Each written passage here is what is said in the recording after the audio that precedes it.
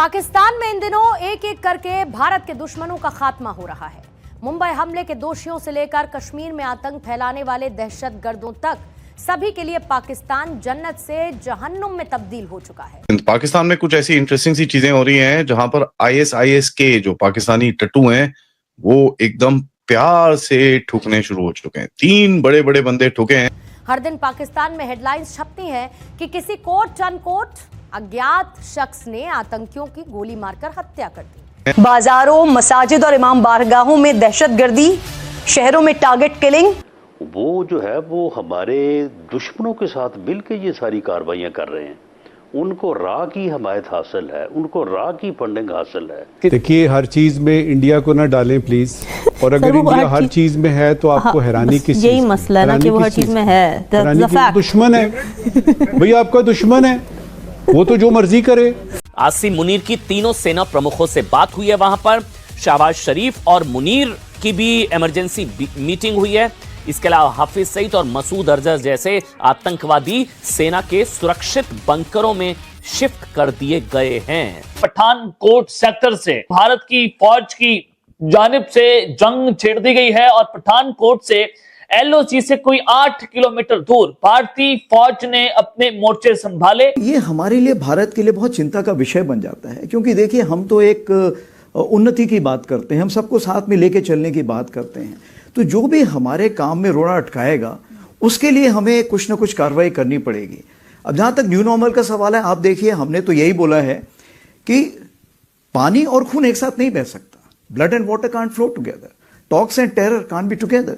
यानी बातचीत, संवाद और आतंकवाद एक साथ नहीं चल सकता है। गुज़िश्ता चंद सालों में भारत ने चुन चुन कर पाकिस्तान के अंदर टारगेट किलिंग करवाई है। दोस्तों, unknown gunman they are back in action. एक हाई प्रोफाइल मृत्यु पाकिस्तान में हुई है। हिंदुस्तान के जो ऑफिसर्स होते हैं इंटेलिजेंस के, वो चूंकि गुज़िश्ता 30-40 बरस से यही काम करते चले आते हैं, उनकी इंस्टिंक्ट्स डिफरेंट हो जाती हैं। हमारे इंटेलिजेंस के लोग जो हैं उनके पास वो इंस्टिंक्ट्स नहीं है। कॉन्क्रीट शवाहिद हैं कि इंडिया पाकिस्तान के अंदर टारगेटेड किलिंग्स करवा रहा है और यहाँ पर एक्स्ट्रा जुडिशल किलिंग्स करवा रहा है। और ये सिर्फ पाकिस्तान में ये नहीं हो रहा, ये इंडिया ने मुख्तलिफ ममालिक में लोगों को टारगेट किया है। आप जानती हैं कि कनाडा में और अमेरिका में और ऑस्ट्रेलिया में इन्होंने सिखों को टारगेट किया। पाकिस्तान में इसी तरह से लोगों को टारगेट किया गया। तो इस पर पाकिस्तान को बड़ी तशवीश है। हम अपने इंटरनेशनल पार्टनर्स को ये सबूत पेश कर चुके हैं और ये बड़ा ज़रूरी है कि इंडिया इस तरह के इक़दामात से बाज रहे। मैम, इसके अंदर व्हाट्स स्टेप फॉरवर्ड अगर इसके अंदर इंटरनेशनल कम्युनिटी, क्योंकि इंटरनेशनल कम्युनिटी की खामोशी हमने काफ़ी हद तक कश्मीर के इशू पर देखी है। जब 2019 में इसका स्पेशल स्टेटस ले लिया गया तो तब तक international community was not moved जब तक पाकिस्तान ने मुकम्मल तौर पर इंटरनेशनल फोरम्स पर जाकर शोर नहीं मचाया। एक तो आप शर्म से मर जाएं या आप इंडिया के मर्सी पे जेब काट ली, मोबाइल फोन चोरी कर लिया, चेन खींच ली, वॉलेट किसी का चोरी कर लिया, ये उस लेवल के काम करते हैं। इससे ज्यादा नहीं है उस कौम का यार। अपने पाकिस्तान के न्यूक्लियर एसेट्स तबाह कर दिए। तबाह करने का मतलब ये नहीं कि आपके फोड़ देना है उनको, आप उनको मैलवेयर के थ्रू इस प्रकार से मेल फंक्शन कर दीजिए कि वो चले ही ना। हो सकता है सर, बिल्कुल हो सकता है। क्यों? अगर इसराइल ईरान के न्यूक्लियर एसेट्स पे कर सकता है तो आप क्यों नहीं कर सकते? इससे पहले पाकिस्तान की तरफ से ये चिंता यूके के मशहूर अखबार द गार्डियन ने सामने रखी थी, जिसने अपने लेख में छापा था कि भारत सरकार आतंकियों को मारने के नाम पर पाकिस्तान में हत्याएं करवा रही है। रिपोर्ट में यह दावा किया गया कि उन्होंने इस संबंध में दोनों देशों के खुफिया अधिकारियों से बात की और पाकिस्तानी जांचकर्ताओं की तरफ से साझा किए गए दस्तावेज ये बताते हैं कि भारत ने 2019 के बाद राष्ट्रीय सुरक्षा के नाम पर विदेशों में हत्याएं करनी शुरू कर दी। भारत ने इन आरोपों का साफ खंडन किया था। ये वाकयात होते हैं जो कि तारीख पर अपना गहरा नक्श छोड़ जाते हैं, जिनकी खबरियत जो है वो बज़ाहिर 1 या 2 दिन की होती है, लेकिन तारीख की किताबों में हमेशा के लिए रकम हो जाते हैं वो वाकयात। उनकी बहुत सिंबॉलिक सिग्निफिकेंस होती है। आज दुनिया की तारीख का, हमारे खित्ते की तारीख का यकीनन एक ऐसा दिन था। एक नया दिन, नई सुबह, एक नई दहशतगर्दी की वारदात, बहुत ही बड़ा वाकया हुआ है। आईएसआईएस के जो पाकिस्तानी टट्टू हैं वो एकदम प्यार से ठुकने शुरू हो चुके हैं। 3 बड़े बड़े बंदे ठुके हैं। That is very very important for us to understand.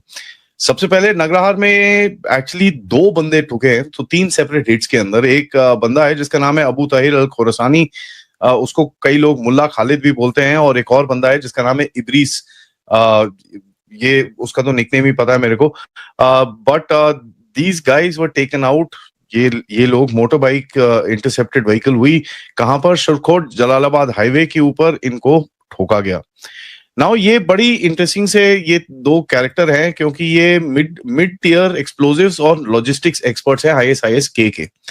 Now यहाँ पर आपको बड़ी क्लियरली बात समझ में आनी पड़ेगी, क्योंकि ISIS-K का जिस तरह से दिल्ली ब्लास्ट में भी कनेक्शन निकल रहा है और गुजरात के केस के अंदर भी कनेक्शन निकल रहा है, ये काफी एक इंपॉर्टेंट सेल है। अब इसको किसने निकाला ये तो मुझे पता नहीं, but at the end of it यहाँ पर एक चीज समझ में आनी चाहिए, 2 जो एंटिटीज हैं जिनको ये निकालने पे फायदा होता है। सबसे पहला है ऑफ कोर्स भारत, एंड दूसरा है अफगानिस्तान, बिकॉज ये जो ISIS-K है ये पाकिस्तानी आर्मी के ISI के टट्टू हैं, एंड इनका जो मेन लीडर है सनाउल्लाह गफूरी, ये पाकिस्तान में पेशावर में रहता है अपने बीवी बच्चों के साथ।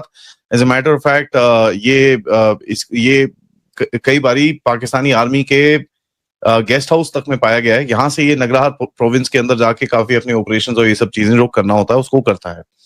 दूसरा बंदा जो जिसके ऊपर अटैक आया है, जिसका नाम है बुरहान, इसका दूसरा नाम है जैद, ये एक सीनियर कमांडर है close to Qari Fateh and Abu Bakar is the main chap. नमस्कार दोस्तों, जय हिंद। दोस्तों, पाकिस्तान में एक अननोन गनमैन की स्टोरी काफ़ी तेज़ी से जारी है। जी हाँ दोस्तों, बताया जा रहा है कि भारत में हुए दिल्ली बम ब्लास्ट में शामिल और उसकी साजिशकर्ता जिसके ऊपर शक था, आज उसको ठोक दिया गया है। जी हाँ दोस्तों, ये एक अननोन गनमैन के द्वारा किया गया है जिसकी कोई खबर नहीं है, और उसने एक के साथ 3 लोगों को ही ठोका है। दोस्तों, अब पाकिस्तान में ये कहा जा रहा है कि पाकिस्तान में कोई भी इंडिया का दुश्मन सुरक्षित नहीं है, चाहे वो कहीं भी छिपा हो। दोस्तों, यही नहीं, अभी तक कई लोगों को वहाँ पर ठोका जा चुका है, जो मुंबई बम ब्लास्ट से लेकर पहले के जितने भी भारत में हुए हैं ब्लास्ट और उसके आरोपी अभी तक पाकिस्तान में छुपे हैं और उन पर शक है, उन सभी को ठोक दिया गया है। दोस्तों, वीडियो पसंद है वीडियो को लाइक करें, शेयर करें, चैनल को सब्सक्राइब करें। One of the main commanders in this region and तेमकिन ऑपरेशंस क्या है? यहाँ पर तेमकिन ऑपरेशंस में ये सारे जो केमिकल की प्लांट्स हैं और केमिकल की चीजें हैं, जो जहाँ पर ये लोग एक्सप्लोजिव्स और ये सब बनाते हैं, और ऑफ कोर्स ये बाहर ट्रेनिंग भी करते हैं। ऑपरेशनल बेस इनका नॉर्मली पंजाब बलूचिस्तान बोला जाता है, बट ये ट्रांजिट हब्स में ज्यादा एक्टिव रहते हैं, क्योंकि he was responsible for the trade and communication of these explosives. तीसरा बंदा जो ठुका है ये बड़ा इंपॉर्टेंट है, अबू जर अल हिंदी। कंसिडरिंग कि जो एक जूनियर लेवल की लीडरशिप इन तंजीमों की, मिडिल लेवल की लीडरशिप इन तंजीमों की क्योंकि ऑलमोस्ट निपट गई है, अब केवल सिर्फ सीनियर लीडरशिप ही बची है। तो यहाँ पर डीकैपेसिटेशन जो इन लोगों का और संगठनों का हो रहा है वो इस प्रकार से चल रहा है कि आने वाले समय में ये वाइप आउट होंगी। पर यहाँ पर एक चीज हमें ये समझनी है, आप लश्कर तैयबा के संगठन में सबको मार दीजिए, आप हाफिज सईद को भी मार दीजिए, क्या लश्कर तैयबा दोबारा रीओरिएंट करके